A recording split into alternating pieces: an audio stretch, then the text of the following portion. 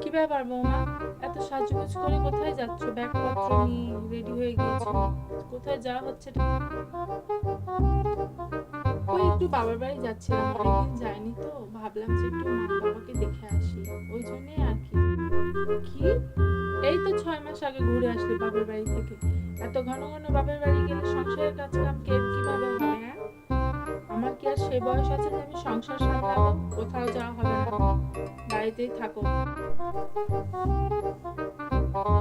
ঠিক আছে।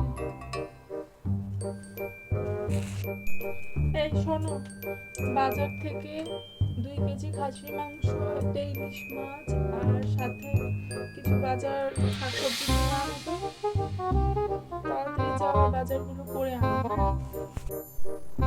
কি ব্যাপার, তুমি আমার ছেলেকে এত বাজার করার কথা বলছো? কে আসবে আর এত জিনিস কার জন্য আনতে বলছো? আমরা তো এত খাই না, আর এত বাজার তো আমাদের লাগে না, কে খাবে?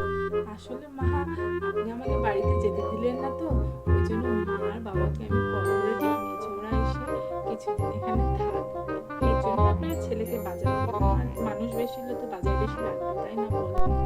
এই না না না না না, তুমি যাও যাও যাও, বাপের বাড়ি যাও, অত বাজার আনতে হবে না, তুমি বাপের বাড়ি যাও, আমি সব সামলে নেবো, যাও তুমি যাও।